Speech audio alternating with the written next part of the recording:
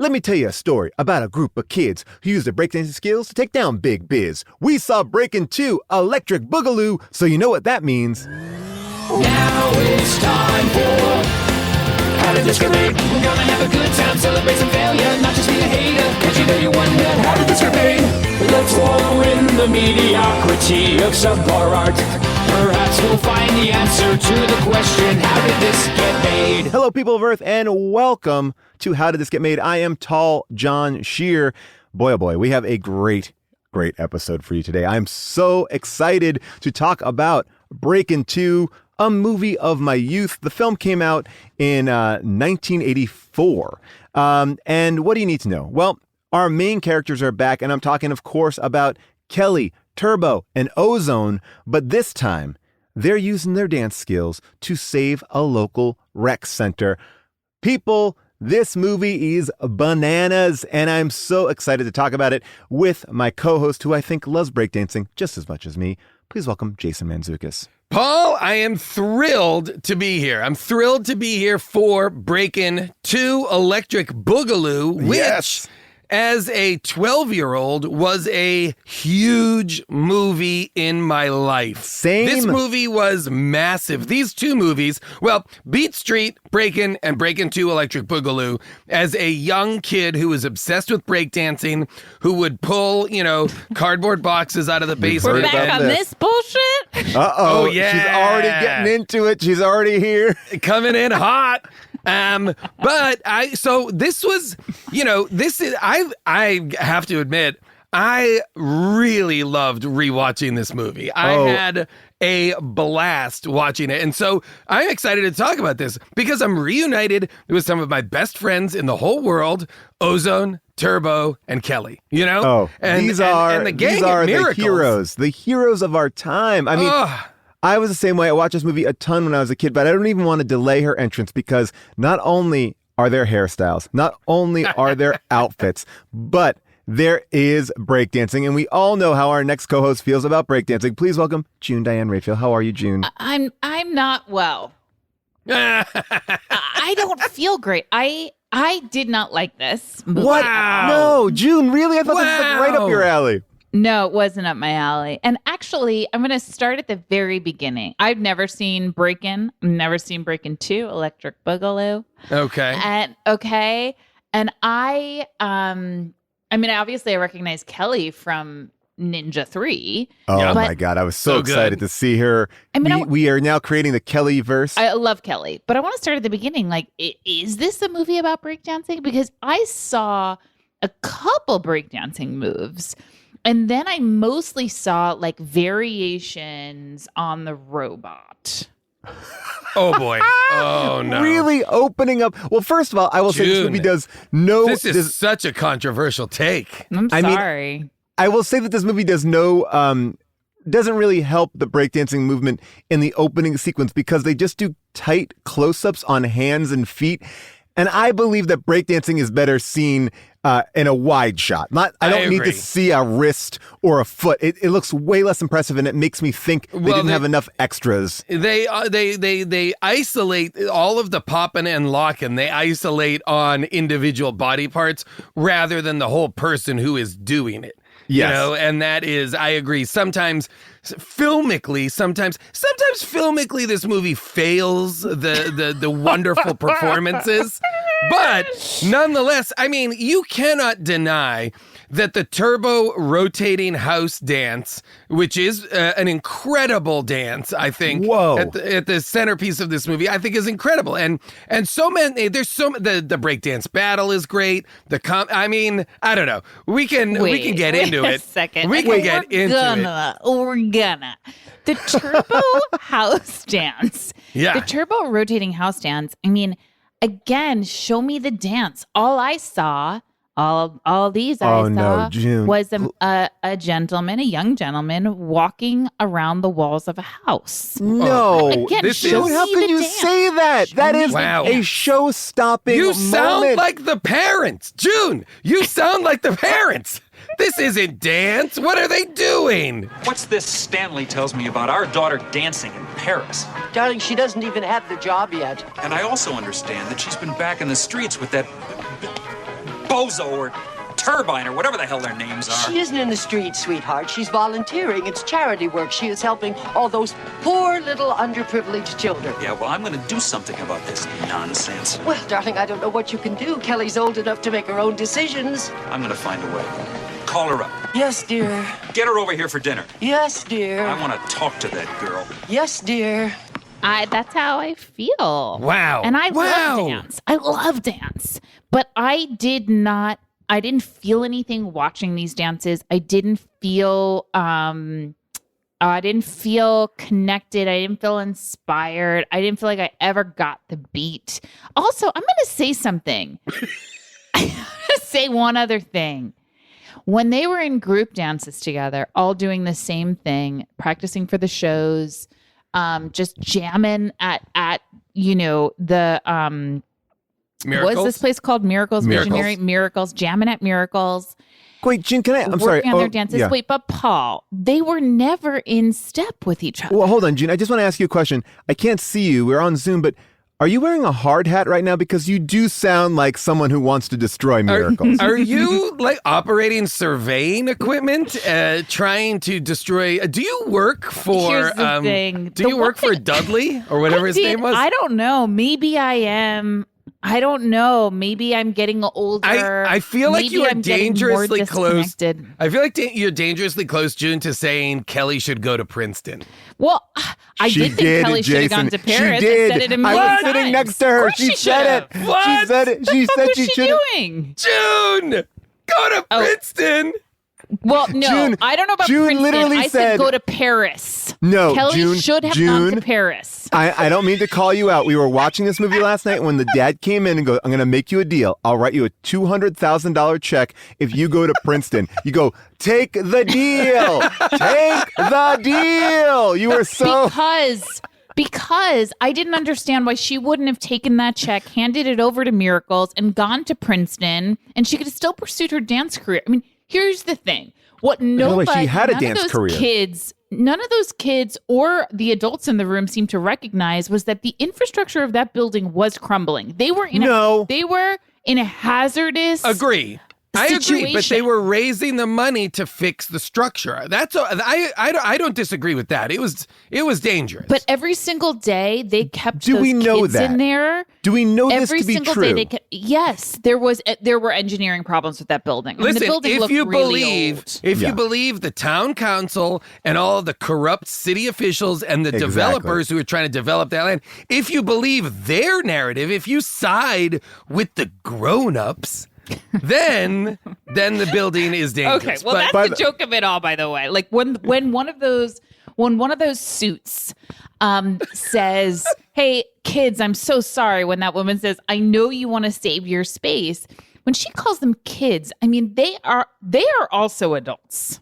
Yeah, there's a lot of adults. There's a lot of children, though. And what I like, and I will say, one of the things that I really love about this movie is that when they have group events, like when they walk through Miracles, when they do big group dances at the end show, there's tons of like actual little kids who they focus on and let us see them dancing, and they're not great breakers. They're not great at breakdancing. Oh, I disagree. Some of them that are. little Some of them are. little kid. That little kid's amazing. That little kid was amazing. But there's a couple of other like smaller children who are just trying, and I love that. And there's also weirdly older people who are dancing. Like they kind of are very inclusive at Miracles, which is a bit of a miracle in that time. I was going to say, I said that to June last night. This film is incredibly inclusive, and it all kind of starts at the top. But I think, to kind of address what June is saying, I also agree that there are some things that are out of step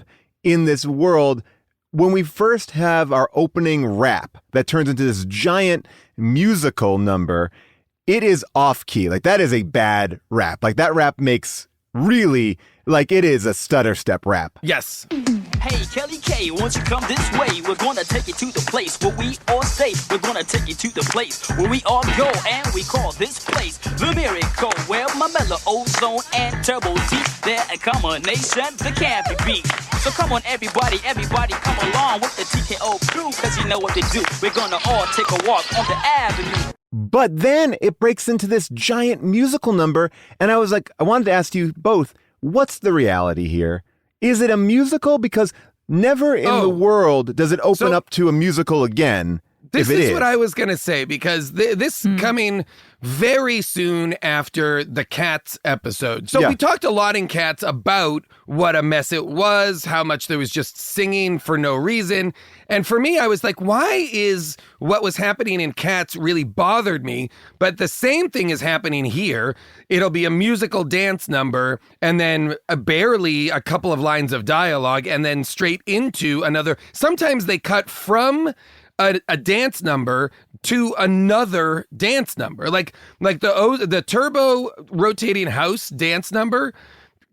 Like the immediate cut to is a dance scene in the disco or in the nightclub, and so like it's clumsy in the sense that it's overwhelmingly just dance routines, montage dance routines. But I still felt like, and I came down to this, the thing that was. We kept talking about in terms of Cats was how much there was just no joy in what anybody was singing or dancing or doing. And in this movie, I felt like so much joy. Even if the dancing wasn't always, even if the dancing, what'd you say? Too much joy. Too much joy? Wow! Way too much joy. Wow! Yeah. Too much joy. By the way, not enough thought, not enough like strategy, not enough like critical thinking. Wait, hold on, June. But didn't you just love, again, didn't you love that Breakin brings everyone together? I mean, literally everyone in the world loves Breakin. I mean, we had every type of person out in the street. We had cops, we had telephone worker employees, we had gardeners, we had seniors. I even saw a doctor in a lab coat in the background getting in on the action. Well, I will say the one thing that I really didn't care for because it really stressed me out was that hospital is going to have a lot of complications because a lot of their patients who should have remained bedridden got up and danced quite a bit. Well, by the way, but the Breakin brought him back to life, it seemed like that man was dead on the operating table. The man was... And maybe it was addressed in Breakin 1, but the whole mission of Miracles is that they're keeping at-risk kids off the streets by teaching them how to dance and I guess box also. Yeah, well, that was tricky. Rec center. The rec center seemed like the person who was teaching boxing was also like the head of the breakdance department. It seemed like he was running. Also, once the breakdancers started a breakdance routine, a lot of the boxers joined in, and I was like, I understand that I understand that a rec center might have like, oh, there's boxing classes, there's dance classes, there's this classes, there's that. I just don't believe they all do them all together at once. Well, but didn't you think it was odd that Kelly comes from, I guess, New York, working on Broadway as a chorus girl in a bad show. She goes back to L.A. Her parents are upset with her. She comes and sees Miracles, which is this, to June's point, I don't agree with her, crumbling building. And at one point she says to her old boyfriend, Ozone, she's like, do you think it would be okay if I taught here? As if, like, there was some sort of like hierarchy that she couldn't maybe figure out how to get into. Like, yeah, you show up. Literally, you just brought Miracles. 50 people into this.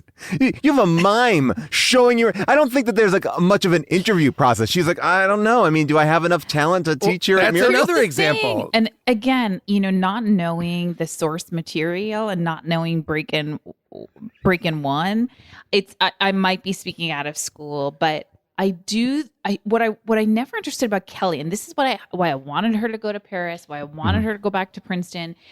It didn't seem like the type of dance she was doing. Her audition for that Paris show was beautiful and wonderful. And she's a very good dancer. She's a great dancer. It seemed like she loved doing that type of dance, that there was nothing about this other type of dance. And honestly, I won't even degrade what I saw in the movie by calling it breakdancing. Jeez, it was June, something wow. else. I mean, Ozone and Turbo. Else. And by the way, it was more boxing and more fighting and combative than I know dance to be. But they did do a choreographed fight at one point when literally like the Michael Jackson video. Yeah. It didn't seem like Kelly really enjoyed doing that type of dancing over the type of like more contemporary dancing she was doing in her audition. Well, I will say that To me, Kelly, she liked both just fine. Which in that case, go to where the job is in Paris. Paris. she was going to be a lead. She was going to be a lead.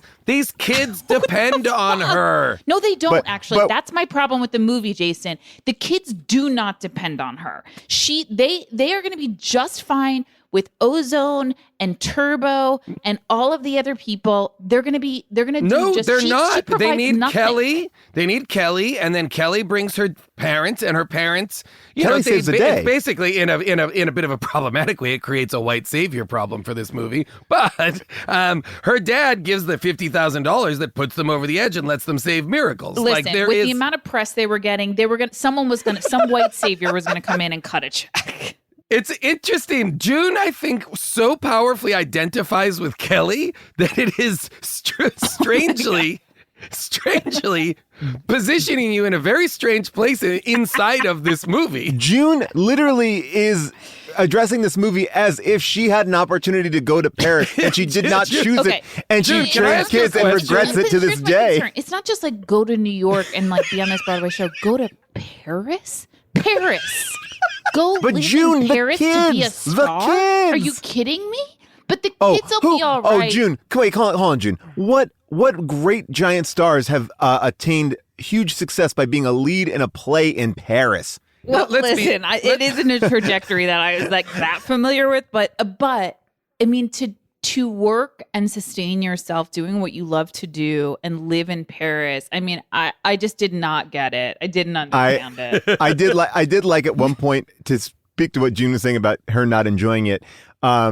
There was a moment when they had to raise like $7,000, right? Or at one point, there's some smaller amount of money. They're like, we'll put on a show. And someone's like, I'll teach breakdancing. I'll get the costumes. And Kelly goes, I'll run rehearsals. Like, the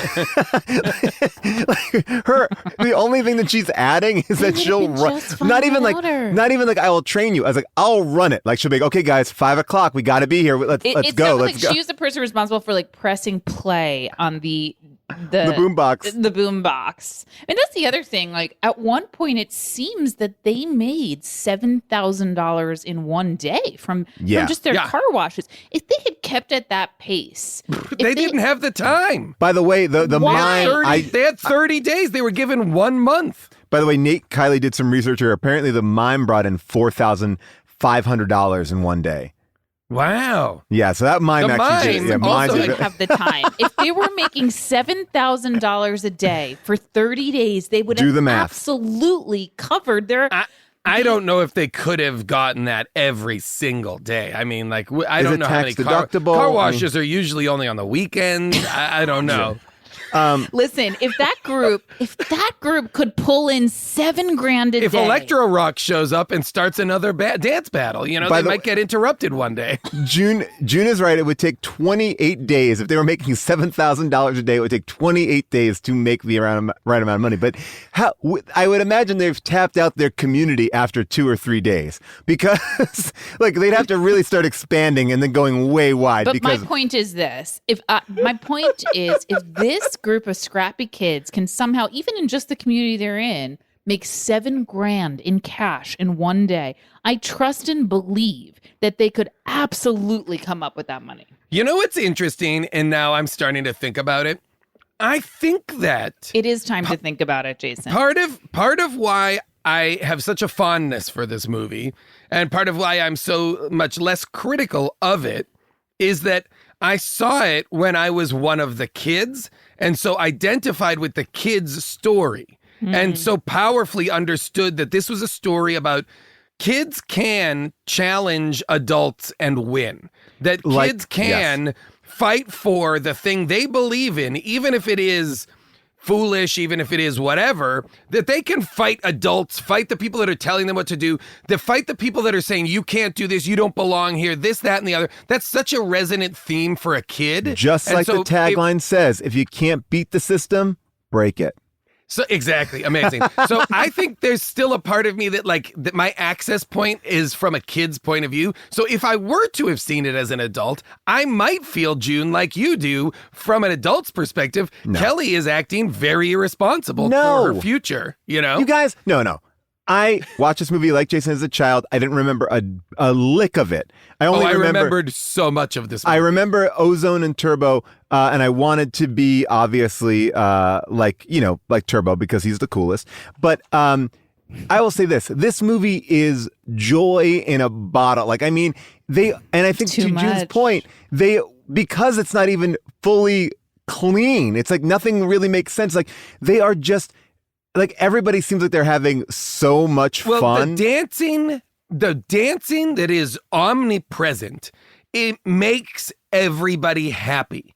Like you said, the opening montage, when they're dancing through the streets, they dance from like an empty lot that they're all hanging out at and playing sports and whatever. Kelly meets up with them, and then they dance all the way through town to Miracles, accumulating hundreds of people along the way who are like, wait, we're dancing? Fuck yes! Let me abandon my job. Let me abandon my car. Let me abandon my house. Let me abandon everything to join in.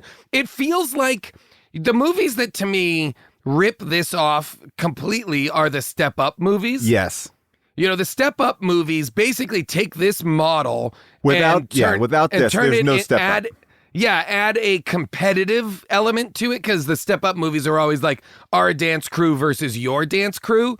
And this was always like our dancers versus you, the bad guys. You know what I mean? The suits, the town, the city, the adults. You're not going to tell us we can't dance. And that, I identify with. That wasn't really the story, though. It wasn't like you're not going to tell us we can't dance. It was like, you're not going to tell us we can't dance in a building that will kill us. Not if, June, but when. they didn't. What did you see in that building that looked bad to you? Did you see anything? You know what fall? I think? Listen, it's in Los Angeles. It might not have been retrofitted.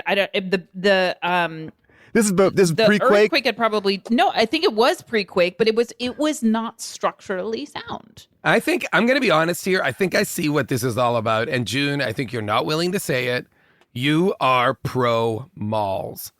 You want more malls, and you felt like, I want a mall. Get a shopping center in there. Put a shopping center in here. By the way, it also seemed like that shopping center was so large. Like, if they would have had to taken out all the housing around there too. Like, it was that was like as big as the Staples Center. It was gigantic.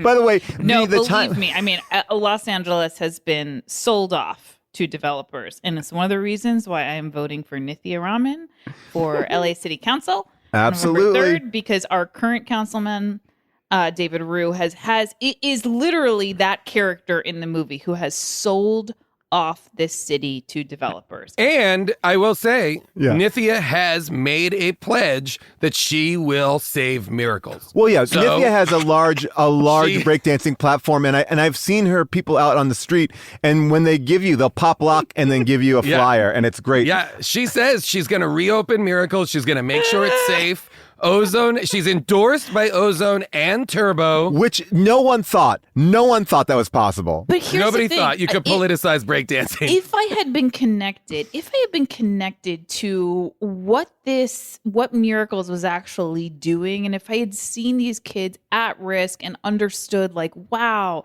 this opportunity and this community is changing lives, as opposed to just seeing people like dance down a street together, that was hard, because of course I believe in the power of, youth movements like the Sunrise Movement, which is incredible. Amazing. And Emma Gonzalez and the young people's movement toward, sensible gun legislation. All of that is incredible. But I had absolutely no connection to the work that Miracles was doing.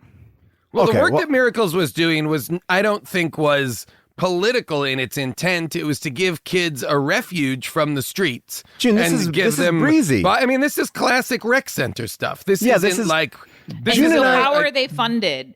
June and I actually work. I don't think they are funded. We work with a rec center. They're not funded?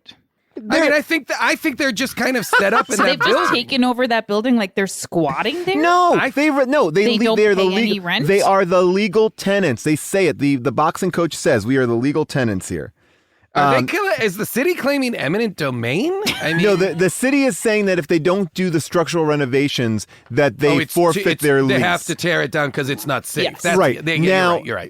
But I will say this. I want to go back to the woman who is swayed very early on by the man. Look, there are the I would just say all the white characters who are against the kids, and the one guy in the bow tie, the bald guy in the bow tie, who goes to that woman in some sort of council meeting. And he goes, it's called Miracles. And she's like, oh, wow, what an inspiring name. And he's like, we want to shut it down. She's like, okay, great. Sounds good. Like she spins on a dime from like, oh, I'm so impressed with these kids. Yeah, sure, we should tear it down. The movie has those kind of characters that are like, well, this is the bureaucracy you're up against. So even if me, the town councilwoman, can say it sounds like you're doing wonderful work there, it doesn't matter. The building is unsound and needs, if you can come up with the money, great. If not, we have to sell it to the rich developer, period. And your neighborhood will thus be corrupted, you know? We have to protect the neighborhood that Miracles is in, guys. I mean, listen, and I don't get me wrong. Like I absolutely agree with all of that, but I do think that Miracles has some responsibility once they understood that building was unsafe for children to be in. But they're raising the money. They should not have rehearsed in there again. They should not have boxed in there again. They should not have danced in there again. And as far as you're concerned, Kelly should have just walked away, gone to Paris, and let them deal with it themselves. Yes, she should have, because Kelly did nothing to help them. All right, June, first of all, she's bringing attention. She's a Broadway star coming back home to L.A., and I want to just say something that you probably didn't remember from the very Mr. Smith Goes to Washington moment here when Ozone says, Miracles is more than a piece of property. It's people. Okay? Great, then it can exist anywhere. Then put it in a building. Also, we're in Los Angeles. Maybe it could go outside. That's what the developer would say. That you're saying lines the developer would say. Are you auditioning right now? What's happening? The person I was most disappointed in and also kind of conflicted by was Stanley, which was Kelly's agent, who seemed to be very hands-on as an agent. Yeah, buddy. Stanley is an agent for a dancer and goes with her to auditions. That is red flag city. Helps her pack her bags. Literally helps her pack her bags. I do think agents were different. Like, now agents are very hands-off. And I do think maybe at this time agents were accompanying people to auditions. No, June. Not a background chorus girl. I am so sorry. Do we have Bizarro June on the call? There's a weird dynamic going on there. There's a weird boyfriend. I want to get into those parents. Fiance. I'm sorry. There's a fiance. Wait, he's a fiance? He is introduced. Wait, you're talking about at the dinner scene? Yeah. He is introduced as Kelly's fiance. No. Yes. What? How did I miss it? I thought that her and Ozone were the thing because they kiss. They kiss, but I don't know what their thing is, which is also confusing Rhonda, obviously. Yeah. I think Kelly and Ozone have I think they're trying to do a will they, won't they. Well, didn't they have a will they, won't they number one? By the way, that something must have happened in Breaking One, that Breaking One must have been a full love story between them. No? I believe Breaking One was she's from the opposite side of the tracks. He's a bad guy. Like, we don't want you fraternizing with the kids from the other side. It was one of those stories. Right. And so this though doesn't pick up with them having successfully become a couple.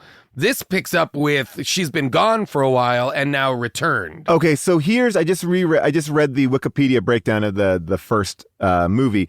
The first movie is really about them becoming a dance troupe, and they win a competition. So then she goes off to New York and is now dancing because she never really fits in with the breakdancing, but they respect each other's style very much, like that other thing that we did, that movie where the girl goes to ballet and the violin. It's like a mixing and merging of styles. High strung. A very high-strung relationship. Remember when we watched High Strung? Oh my gosh. I couldn't touch my toes back then. Now I can. Holy cow. What a journey.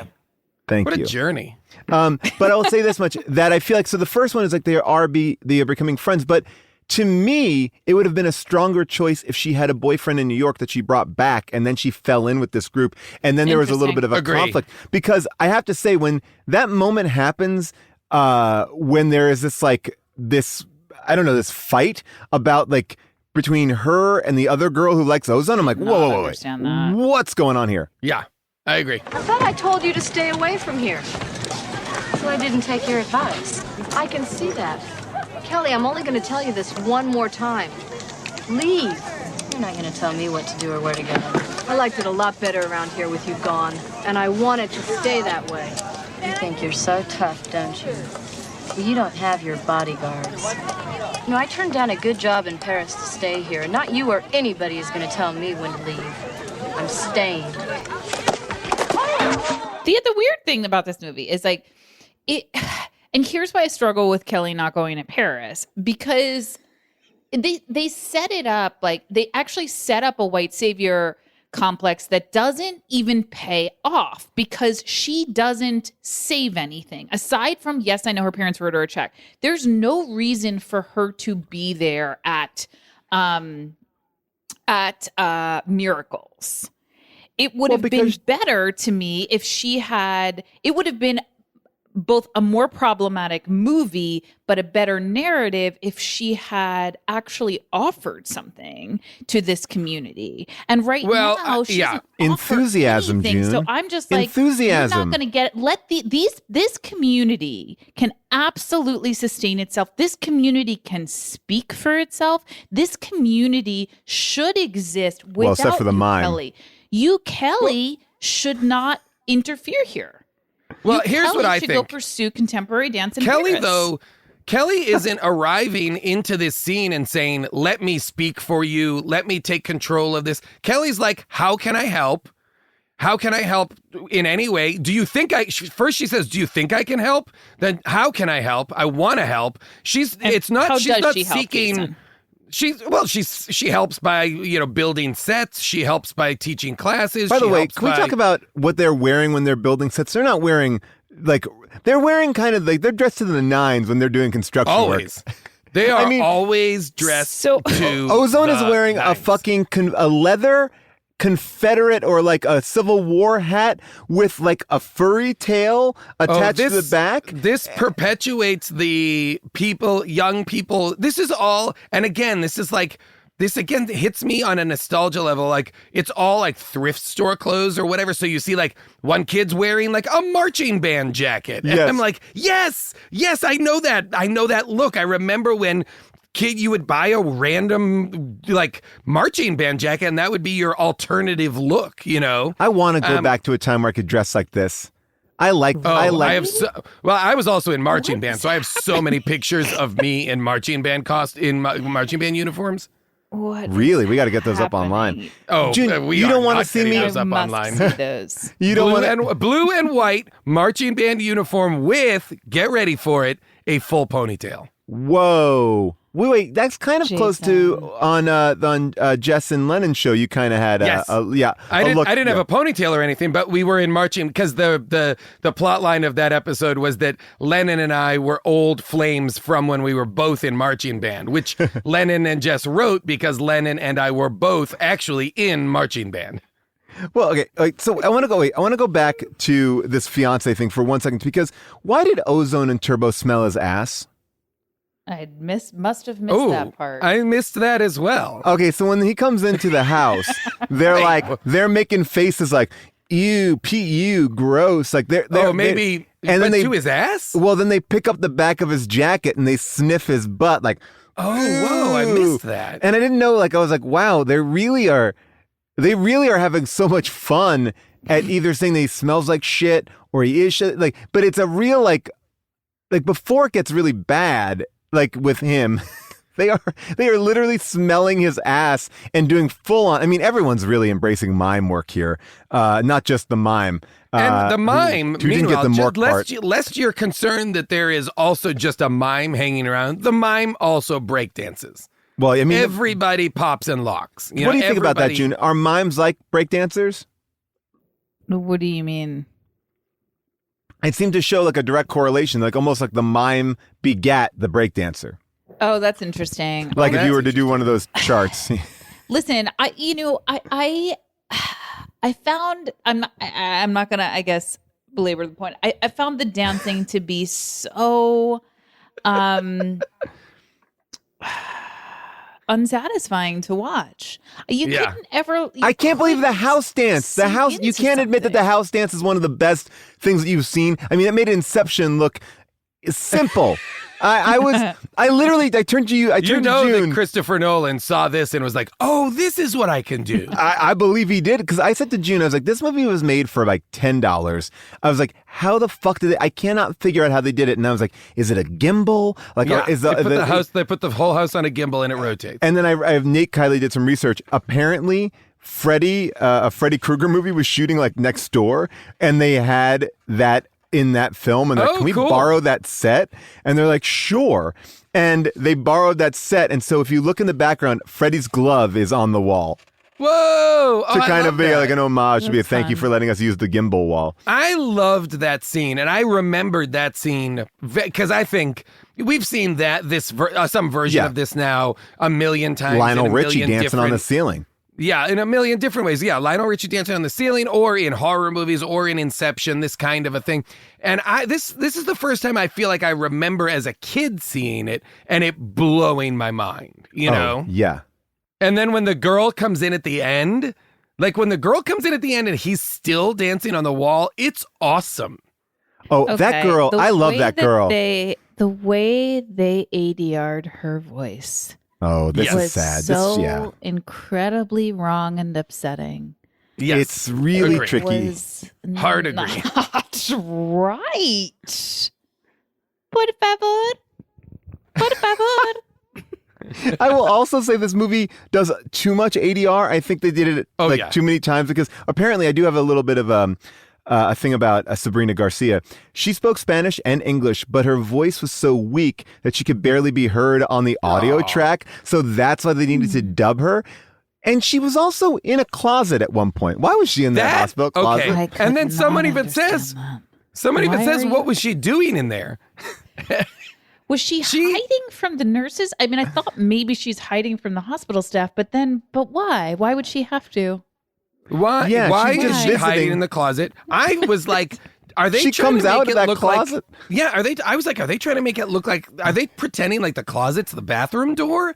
I was like, what is this? I created a whole fantasy that she was in some sort of breakdancing Narnia, and.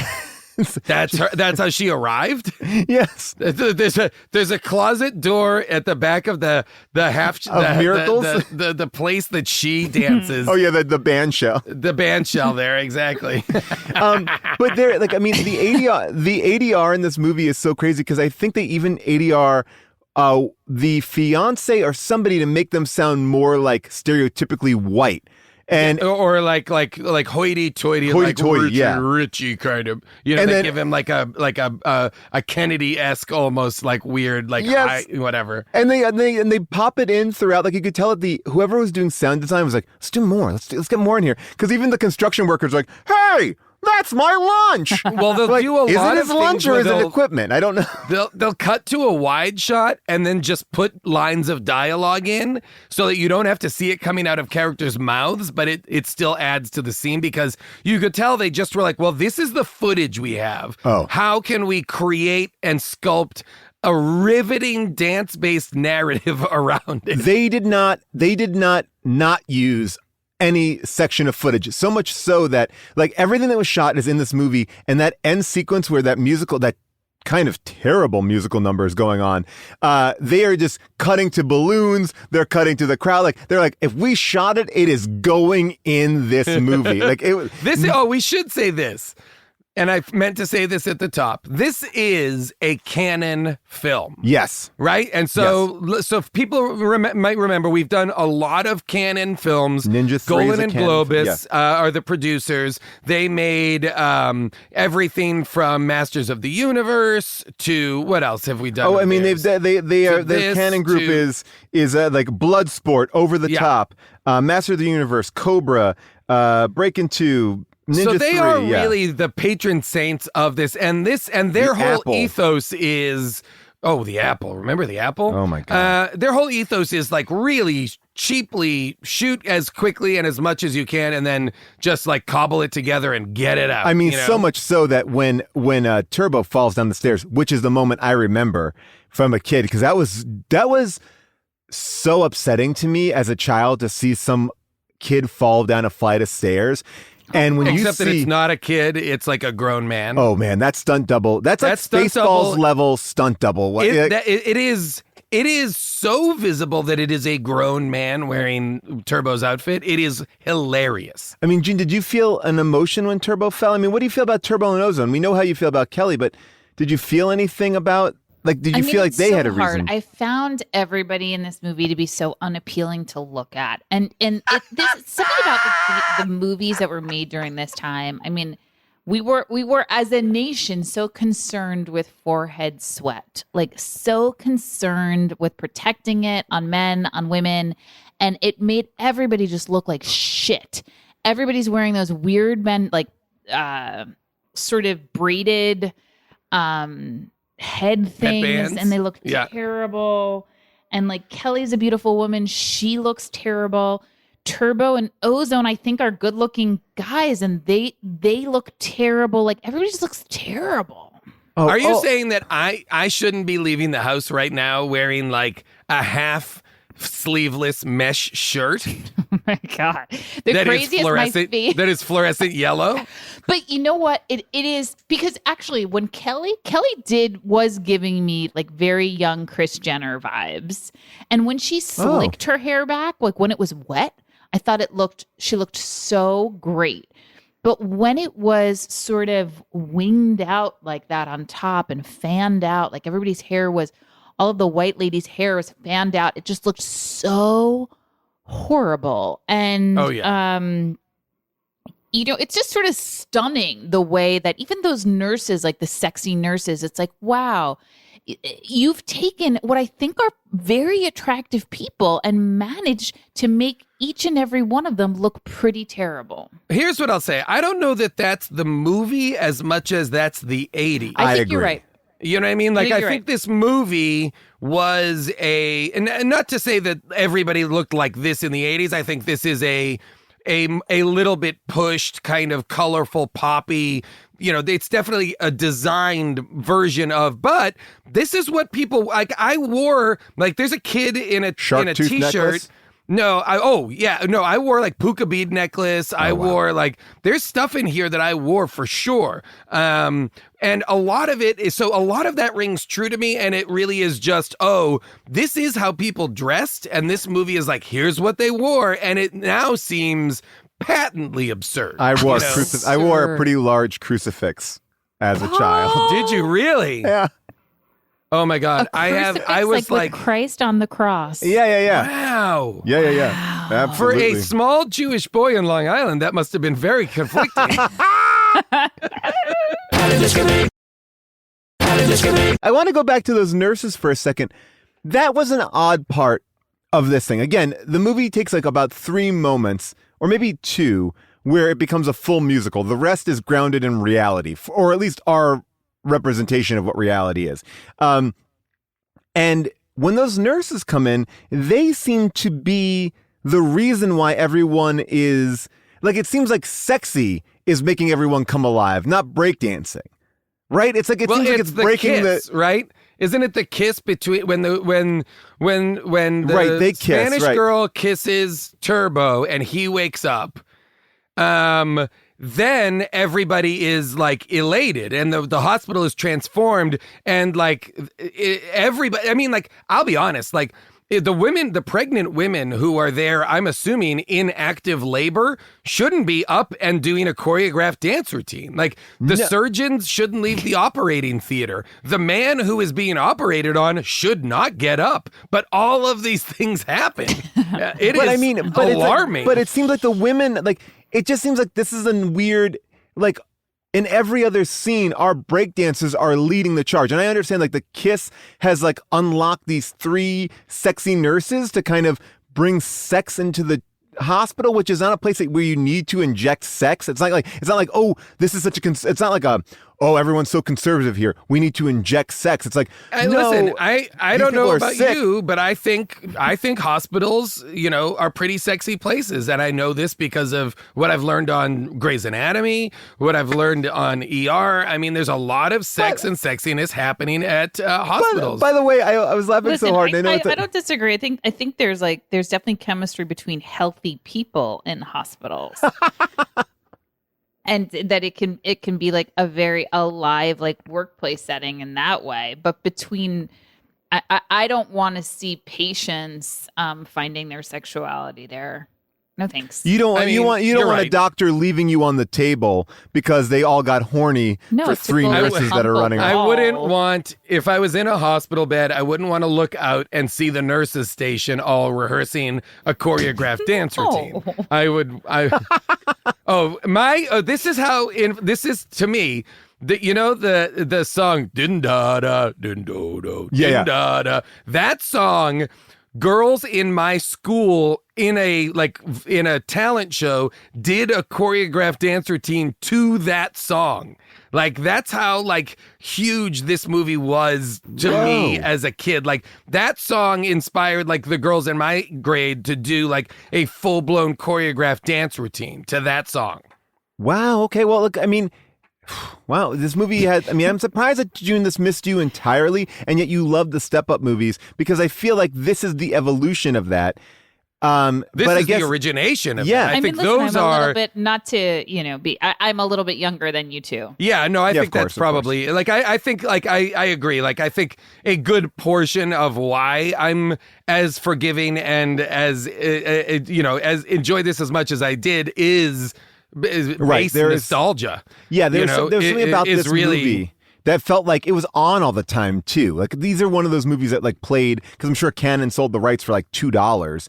Like, this and The Last Dragon were on all the time on my local TV stations, like Channel 11. I felt like I watched it. Oh, that's interesting. Oh, so that's not true for me. So I didn't see. I mean, I saw it a couple of times because I rented it, but that's I don't remember. I don't have that relationship. Oh yeah, I would see Beat Street and Last Dragon, all these. Huh. Now I want to ask you guys a question, because I thought this last night. Ozone and Kelly fuck, right? Because I don't know how they have room to on that tiny little bed. When? That well, bed when in they, Ozone's place is just like a tiny. It's not even a twin. Oh, by the way, well, I mean, first of all, I want love her to talk about. I want to talk about the etc. sign. Yes, etc. Yes. Oh my God, I was just gonna say. I love that she goes and she straightens the picture, which she doesn't. She still leaves it askew, and then above it is hanging. And this was such a part of 80s decor, was just the lowercase letters, etc. etc. period, just put on the wall. That was something that was art direction. You would put random letters on the wall. I mean, that her apartment, which was like 3 walls, was just like the detritus of Breaking One. It was okay, let's put up a picture of the poster. Let's put some stills from the movie. And it was they're trying to establish it. But later on in the film, when they're eating pizza and Ozone's shirtless, eating pizza, which is not a good look. Just put a shirt on. This reminds me of that Alec Baldwin movie we did where they're eating Doritos with no shirt on. I don't like it. But I was oh, they're just having a pizza party, and he wanted to take off his leather shirt because he didn't want to get grease on his leather shirt. But then when the agent comes in, he gets up and zips up his pants. Yes. Which I'm the zip what just happened? The zip 80 yard. I mean, there's even Ozone in that scene with Ozone and Turbo, where he's trying to teach Turbo how to seduce that young woman, the life-size doll, that they so live many with. questions about that. Very but when weird. He gets up off the bed there. His pants are also unzipped. Wait, I gotta play that clip, that flirting lesson. You think I got sex appeal, dude? Give me a break. I need some advice. What advice? I want to know how to start off with a girl, dude. I'll show you a few tricks of the old master. Okay. Suppose she knows I'm there. What do I do next? Tell her I love her? No, man, if you tell her that, she doesn't even know you yet. Can I kiss her? No. If you do that, she'll punch your lights out. Then what do I do? You do like I do. You stand there and just smile. Smile? Like this? No. Matter of fact, don't smile at all. Well, then can I kiss her now? No, you whisper in her ear. Whisper what? You know, it sounds like, hey, baby, you look fine. I like it. Hey, check this out. Butter up to it, Go ahead. You have the nicest teeth. No, man, she's not a horse. Tell her about her eyes. Ooh, your eyes are so brown. No. Here, I'm going to start from scratch with you. Let me show you how you do it. I don't mind unzipped at home because if I'm like he's like isn't he laying in bed with a friend over? Oh, I would not leave my pants unzipped with a friend over. Their relationship to me, I love this relationship. It reminded me of Under the Cherry Moon because when they rip that doll apart and they go at it, I was like, kiss. I wanted them to kiss, and I would have loved it. And if I would have loved them to If this movie had ended the same way that Itu Mama Tambi ended, I would have been thrilled. Like if this movie crescendoed into a threesome between Ozone, Turbo, and Kelly, I would have. And you know what? The woman that Turbo's fallen in love with, like if that was what it was, great. I'm into it. Jason, a classic kids movie that ends in an orgy. Did you recognize the one of the most famous actors in this film? I don't know that I did. Ice-T. What? Where? He is the rapper that when they go to the club, he is on stage and he comes back. June didn't recognize him either. In the film, like at the end, he is credited as rapper. But this is his big debut here. So this is like pre-New Jack City Ice-T. Yeah. Oh wow. And here's like a little bit of his charity rap. Put your hands together and welcome, if you will, Mr. Ice-T and Hot Top. Party people in the place to be. First thing I want you to do is clap your hands. Everybody, clap your hands. Yeah, we're here for one reason, and you know that's true. Gotta raise a lot of money for the day is through. Now this is not a party, this is a demonstration to try to counteract the city council legislation. We must say the miracles, the time is now. We all work together, we can do it somehow. So reach into your pocket and give me some dimes. A quarter, a nickel, or even a dime. Everybody in a place, sing along with me. Everybody in a place, G-I-V-E, say give. Give, give, miracles can live. Say give, say give, say give. Miracles can live, all right. It's so funny that to me, Ice-T was such a formative part of our childhood as a rapper and is now predominantly, probably in most people's opinion, an actor on SVU. Sure. Yeah. He is just that character on SVU for like 18 years, which is wild. And also Ice Loves Coco, his reality show. Oh I'm so sorry. That is amazing. Yes, I'm sorry. Let me rejigger my hierarchy. Ice Loves Coco, number one. People know him. Ice Loves Coco. I mean, by the way, his podcast is pretty great too. Wait, I just need to Is it him and Coco? It's just him like kind of chatting, I believe. I mean, I've only heard clips of it. I think it's called like The Final Level or something like that. I subscribe to Coco's podcast, Hot Coco. Only on Stitcher. It's called the Final Level. It's a Stitcher Premium. Oh my gosh. He's also been on the SUV podcast. All right. My favorite scene in this movie has nothing to do with breakdancing. The SUV podcast. Oh, the Law and Order. The SVU. Oh, okay. SVU. Sorry. He's like, you know what? I'm going to talk. Today I'm here to talk about Suburbans. That's my Yukon. That's my. I'm going to talk about the Denali. My NTSF training is like built SUV. All right. So here's my favorite scene in the entire film when the contractor is in the backhoe with the construction worker, and he's like, run him over. And it's like, it feels like such an improvised scene. And the guy's like, oh, I'm not going to kill a kid. And he's like, do it. like that scene to me played so funny and real because he's really maniacal. And the guy is like, I feel like that guy is an actual like construction worker. He's like, I'm not going to do that. He plays it so. And he has to say out loud, I'm not going to kill a kid. I'm not going to kill a kid. Isn't this the scene where also the TV reporter is there? Yeah. Like this is being filmed. Like it would be amazing amazing if the guy was just like, okay, and just like murdered someone. It was just crazy. drove over him.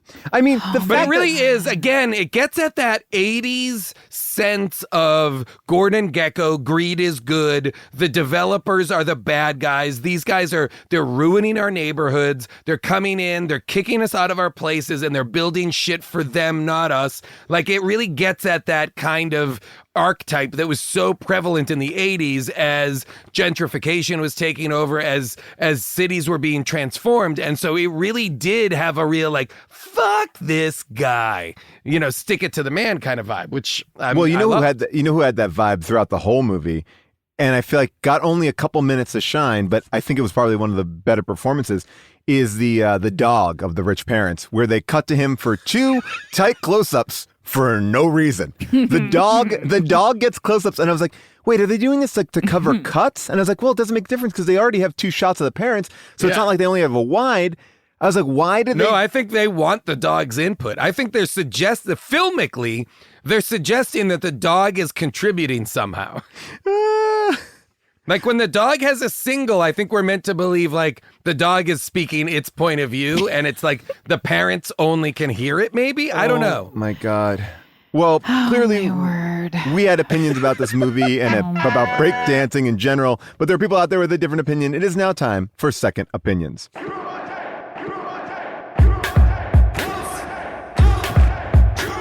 The movie was a piece of shit, yet this person recommends it. Tell me, what is the message? Maybe that art is subjective. I need a second opinion. Now I want to do Breaking 1. We need to do Breaking 1. 100%. That was John LaJoie with his Second Opinion theme. We love you, John. 135 reviews of Breakin' 2 Electric Boogaloo. 72% are 5 stars, 10% are 1 stars. Here's something interesting. There are a lot of German reviews. And as Nate Kiley, our research assistant, says, they're not funny, but it just seems to be very popular there. And I would argue that most of these Breakin' 2 reviews are not funny, but I'm going to read a couple of them because they're just interesting. Like this one was written by Amazon customer, generic name. And the review is, my wife loves this movie, 5 stars. And then Daniela Barnes says, it brings back so many memories of good times past. All those who were around when the movie was out, and so many who are no longer here. Oh, 5 stars. Boy. A little bit, in there. This one is an odd one. Wait, but can I ask? Was that in regards to the people in the movie? Like, have we lost? No, I think it's like her friends who are no longer here. Okay. Yeah, okay, I think okay. I'm. The actors seem to be alive and working. Like Ozone is a famous choreographer. Kevin Haddad writes, "This movie is great. I decided to make it the theme for my Christmas party. Christmas 2, Electric Boogaloo. I can't recommend this movie enough. 5 stars. I didn't realize that you could theme out Christmas parties." Also, like, is this guy saying that like Christmas has only existed for 2 years? Yeah, I mean, he should have like 2002, 2020. Yeah. Like you could do it when it rhymes a little bit. This one is from Tracy. It's a longer review, but I'm just going to read this one part where she says, if you've not seen it and your youth was in the 80s era, this is a must watch. If you have seen it, watch it again. And I promise you, you will smile. Smile when memories come flooding in from a carefree time in your life. Hopefully. Okay, Amazon. Hopefully. Oh, boy. Oh, boy. Okay, Amazon, get with the times and get Breakin' 2 avail to stream. Now, it was streaming on Amazon for a little bit, but for this, if you've watched this, you probably had to subscribe to Sugar. Brown sugar for a 7-day free trial, and it was well worth it. And Brown Sugar actually, which, by the way, I flipped around, and there's a lot of good stuff on Brown Sugar. So I'm excited to watch a bunch of stuff in this next week while I have a free trial. I agree. They had some really good movies there. And to June, I want to just finish on this one because I think it's a really, to your point. This is from Vine Voice. In the first movie, a lot of critics pointed out how Turbo and Ozone were popping and locking, but Kelly was just doing spins and flips. And I say, that's the point. Kelly will never fit in with their world, but was welcomed anyway because she got into the spirit of things and found it appealing. The whole thing reminded me of Gidget. The point was never to show how skilled she was, but that her passion and idealism was welcomed. 5 stars. Wow. Yeah, like, and again, I guess you're right, Jason. And it seems like, what did Kelly offer? She was just sort of another hand on deck.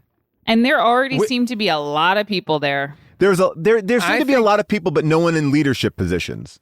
I think if Kelly had gone to Paris, it would have been her abandoning the people that were counting on her. Wait a second, Jason. You're saying you don't trust that Ozone and Turbo could have saved miracles on their own? Well, did they? I think we have evidence that they were unable to. Yeah, they did not.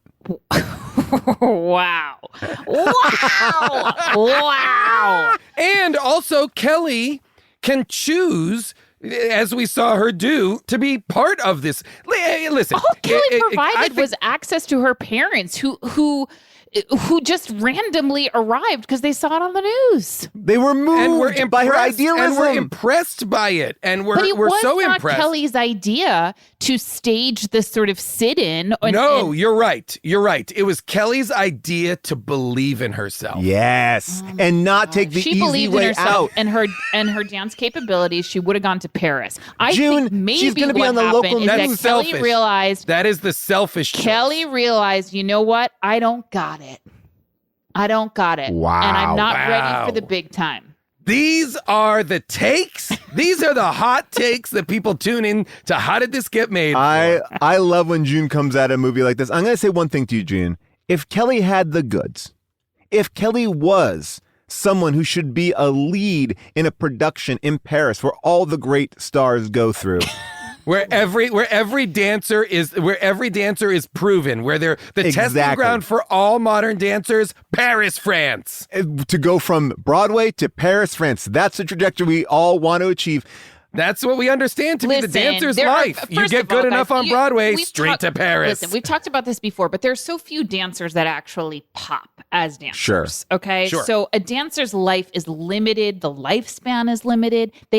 Kelly has a shelf life of maybe 3 more years as a professional dancer. Wow, June. Well, then are you saying that is Stanley wasting his time by spending so much attention on her because this relationship will not last? Well, the reality is I think Kelly is in many ways diversifying her skill set and making her professional life perhaps last longer because she has more experience doing more types of dancing. Teaching? And also is now teaching. Boombox? And is also now teaching. The boombox had the logo of the first movie on it. I wanted to bring up one point to you, June. If she was this good, would she, in the middle of her dance, just walk off stage and start talking to her parents? She was in the middle of a routine, saw her parents, and just walked off stage. I was like, hey, what's going on, guys? Like, she was comfortable enough to leave the charity fundraising performance, walked right off. Done. They didn't even call her over. She saw them and approached them. Listen, if Kelly really cared about this community, she would have taken the deal weeks earlier and not put everyone through this. I mean, Turbo almost died on those steps. She would have taken the deal. She would have gone to Princeton and she would have handed over $200,000. What was the end game? Because was it a lunchbox? And if it was, why were they chasing him so much? And if it wasn't, what was he going to do? Because then he would be creating a crime. And I think one of the cool things about this movie is that there is no crime element in this movie. There's no oh, that, love that even in movies, and I like that. I think it's just different. But it was interesting. It's like, I don't know what it seemed like they were just having fun. And then it got it got real serious. Like, he was running with that box. Just drop it. Just drop the box. Yeah. Who cares? Ooh, but though he took those steps hard. He took them really hard. So this movie, I told you the tagline was, if you can't beat the system, break it. They also have another one, which I really liked, which is believe in the beat that's on the street. It's hopping and popping. They're breaking and locking. The opening weekend, it made $2.9 million and it domestically grossed $15.1 million. Now, that is half of what the first movie made at the box office. This movie came in 102nd place out of all the movies made in 1984. The top 3 movies were Ghostbusters, Indiana Jones and the Temple of Doom, and Gremlins. Now, here is the thing I really want to call your attention to. This movie was beaten by Breakin' 1. Came out the same year. Whoa. And it beat Ninja 3 Domination, which starred Kelly. So Kelly made 3 movies in 1 year. This one falls right in the center. Breakin', Breakin' 2, and Ninja 3 Domination, which I just, good on.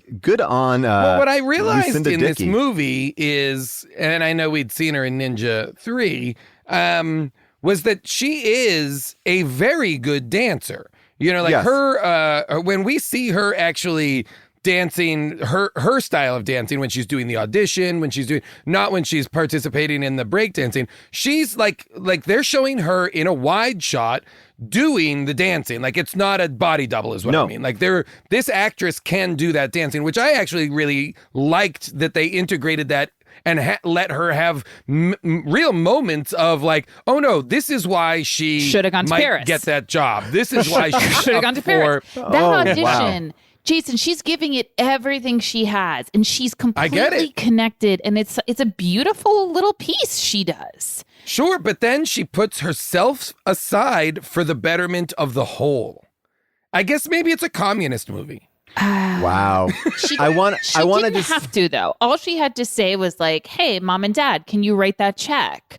I know you were going to give me $200,000 to go to Princeton. I'll take 70 and I'll go to Paris." Wow. And never see my friends again. Yes, absolutely. That is the equivalent of a romantic comedy. That's the equivalent of you want her to Jennifer go with Grey's. That's Jennifer Grey's dad saying, "I'll give you $70,000 to never talk to Patrick Swayze again." Don't you ever compare? And her being like, "Wow, wait a second, why not, June? Why not? Why not? Don't you ever compare the chemistry, the intensity, what's happening between Jennifer Grey and Patrick Swayze? Don't you ever compare that? But if she took the deal her father offered, you would say it would be the same. She's throwing away her life on dancing with this guy versus taking the money and letting him be. Patrick choosing Swayze herself. was Jennifer Grey's first love and someone she fell in love with. I Do you think she had the not time think of her from life with what him? my eyes saw that Kelly is in love with Ozone. I think she likes these people, and that's it. Well, let me just say one thing as we are wrapping up here, June. And you'll be happy to know that this was actually inspired by a real-life event, Breakin' 2, Electric Boogaloo. The Radiotron, a youth center near MacArthur Park in Los Angeles, faced demolition, and youth director Carmelo Alvarez rallied the youth and community to march to Los Angeles City Hall and save Radiotron. I don't have the outcome of what happened there, but I will tell you this. What? Did they? How do you? I was What do you Googling. mean you don't have the outcome? I was Googling it as we were talking, but I will say this, that Carmelo Alvarez is still an artist in residence here in Los Angeles. He is doing many community projects. Does he do it at Radiotron? Because if not, I suspect he failed. I mean, I thought there was going to be a little bit more there to kind of... to go on. But here, this is okay. So I'm looking up Radiotron right here. There's traces of Radiotron in MacArthur Park. So I guess it did. It basically it played a pivotal role in the West Coast hip hop movement, and from 1983 to 1985, it was on Southview Park Avenue, and they opened their door for breakdancing, writing graffiti on walls. It gained a reputation for being a safe space for breakdancing, popping, graffiti, art, emceeing, and DJing during the 80s. And it was actually where they shot Breakin' and Breakin' 2. Let's see. And despite, the community efforts to save the building, it was demolished for the Parkview Mall. But the spirit lives on through the people who were there. Visit. Oh, no. So this movie is like an alternate reality. This is so a fantasy. In real life, Oh, no. in real life, June, you win.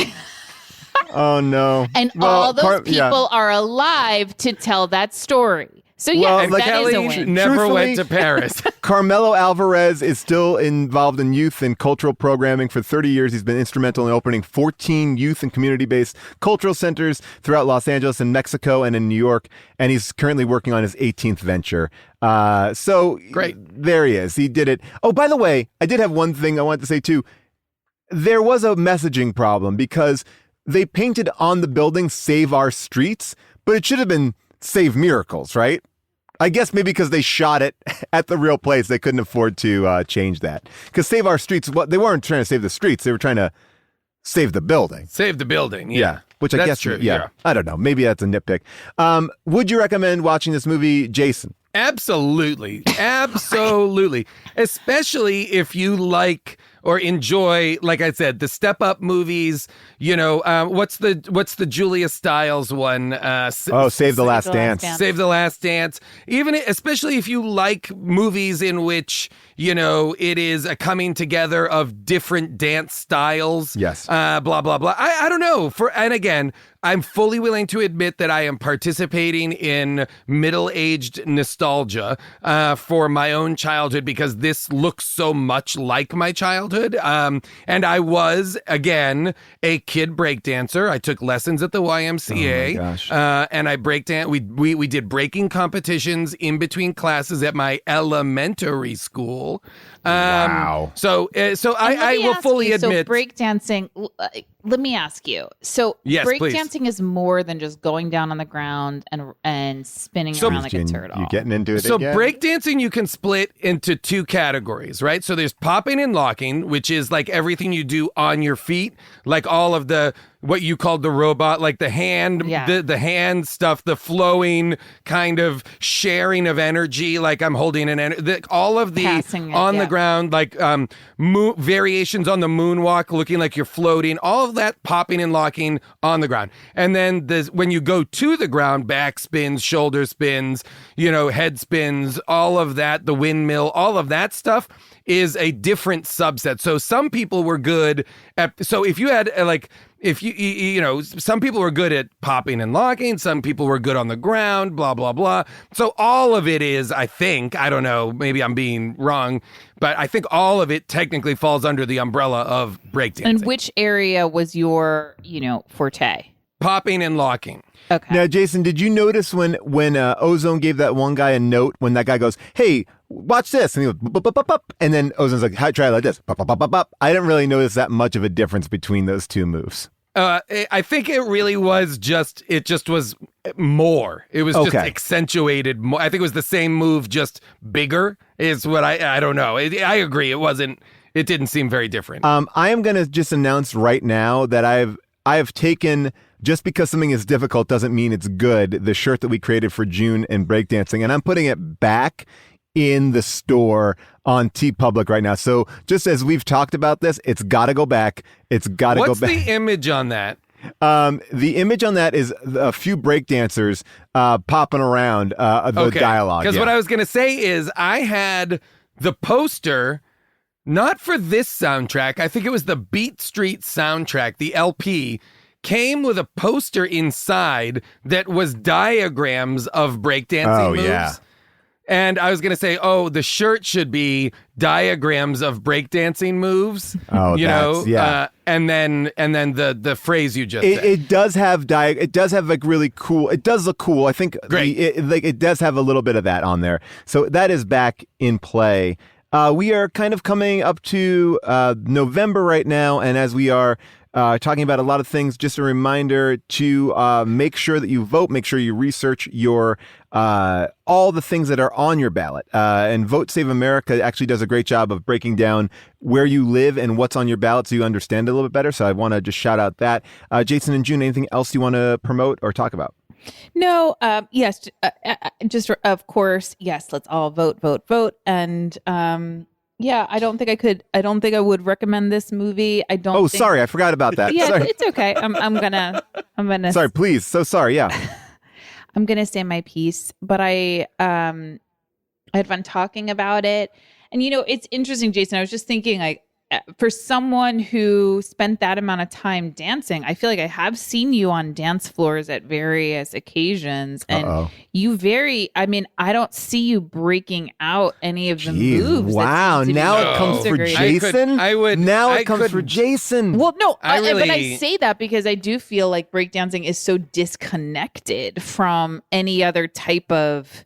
I agree. I don't think I would not, nor, this again, I'm a 47-year-old man and I did this when I was like 12 years old. So there's a lot that I was doing at 12, 13 years old that I am physically incapable of doing now.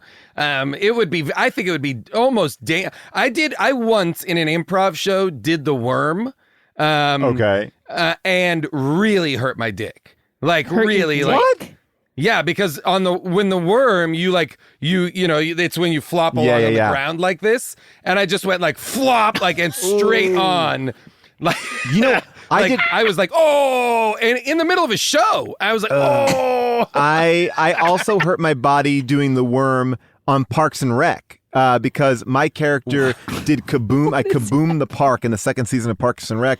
I think it's called Kaboom. And I had to like do this move where I'm breakdancing on stage. I had to have 3 rehearsals with a dance coach. Oh, yeah. It was intense. And they used like 2 seconds of it because I'm a terrible breakdancer.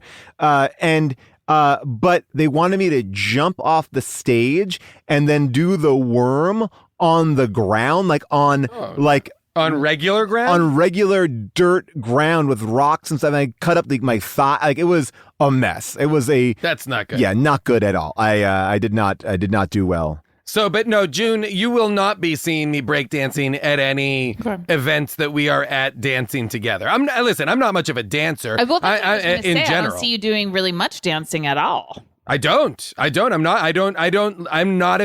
good dancer. Not that I'm not a good dancer. I don't like hear the music and be like, ooh, gotta get out and dance. No, that's not it, Interesting. Well, and that's, I think, ultimately what I felt about this movie and breakdancing is that it was not inspired from anything and by anything. Like it didn't make me want to get up and dance. It didn't like move me. And I am someone who is moved by the music. She does like to dance. I am someone who loves to dance. I'm always ready for a dance party. I've had to create my own because they're not as readily available. I mean, certainly not right now, but and this movie didn't it didn't do that for me. So I was pretty disappointed. Wow. I did not, I will admit this, I did not anticipate this reaction, and I should have because of June's reaction to breakdancing in the past, but I was like, oh, this is such a great palate cleanser from the sour taste in my mouth from Cats. Preferred Cats. So June, I'm sorry that this is Cats. And this is just an you don't even know what we're talking June about. Preferred Cats. I preferred Cats. Well, we'll get into Cats coming up in a couple episodes, but man, this is really interesting because last night we're pretty much watching a few movies back to back, and I know that like June, it's a lot for you to watch these movies back to back without a week in there to cleanse it out. And I was like, oh, this is right up your alley. I could not tell that this is not doing it for you. For me, it did it for me. And I liked that you didn't. I liked that you guys. I'm glad you guys didn't talk about it last night. I'm glad it was revealed on the show. Yeah, we keep it pretty tight. We try to keep the integrity of the podcast at the utmost level. True. But I will say this much: it makes me want to watch Beat Street and Breakin, and I don't know if they would be as fun as this. I mean, this one is insane. Yeah, and in all the good ways. Maybe the other ones are better. I don't know, like legitimately better. And this is what I will say. It is not a good, structurally, it is not a good movie. No. You know what I mean? Like, I'm not out here saying across the board it's well plotted, it's well acted. I'm not at all. It's deeply flawed. It just, to me, I still think it came from a place of joy, so I still enjoyed it. That's all. I don't want to be out here saying like, this is a great movie. 100%. Yeah, this is not like, this is kind of like, let's make a show as a movie. I mean, it has an element of it that is, I don't know, that is very one take only, and look, people are falling. You see some people take some spills in here too. They're not cutting; they're just going through it. But yeah, no, I really enjoyed it. And now I will ask Jason and June, what do you have to promote? Want to talk about anything at all? Nothing except the upcoming election. I don't know when exactly this is dropping, but as Paul said, just a real plea to get out there and vote. I do believe that November 3rd is I said this in 2016, but here we are again, the most important election of our lifetimes. This is a fight that cannot be backed down from. I think even if you think you understand how you're voting, perhaps you've even already voted, but there are people in your life that should be contacted. Make sure they're voting. Make sure they're understood. Make sure they understand where they're going. Do the people in your family have their voting places changed? Do they know that? Et cetera, et cetera, et cetera. And if you are in a place where you can track your ballot, do so. You might have to opt into that service, but make sure you do. Make sure that your actual vote is counted, because you are accounting for it getting to where it's going. So many great resources out there. Vote Save America, Power to the Polls. There's so many great places, and I also just want to call out that we are raising money right now for an amazing voting organization. If you go to our hdtgm.com webpage, you can get a Transformers episode. It's only $5. It is us talking about Transformers, a super fun episode, and all that money goes to When We All Vote, which is another great organization that you could just check out for all these resources that we're talking about. We just did our live show. I know a lot of you were bummed that you missed it. We will do another live show. And one of the things that we want to do about these live shows is we want to keep them special. So that's why we don't have the footage up for more than 24 hours. So if you can't make this one, you'll get the next one. But we want to keep on trying it in different ways. And it was so great to hear from everybody. Thank you so much for your tweets and everything like that. But we will have an announcement about another one very shortly. And if you enjoy Twitch at all, I've been doing stuff on there with Rob Hubel, and Jason's been on there. June's been on there. It's super fun. You can follow me on Twitch at twitch.tv/Paul Scheer.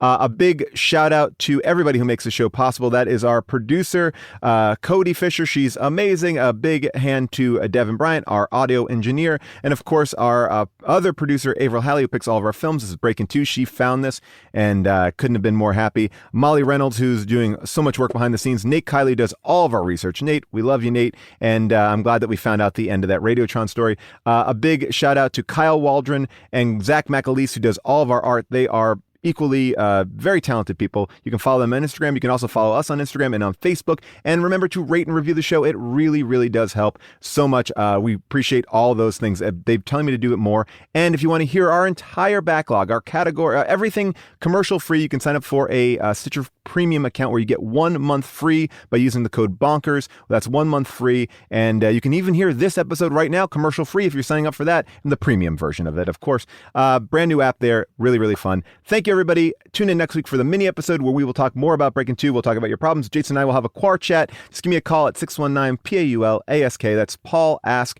And we will talk about your life, your problems, or just about this movie. Thank you, everybody, and we'll see you next time. Bye for now. How to discriminate.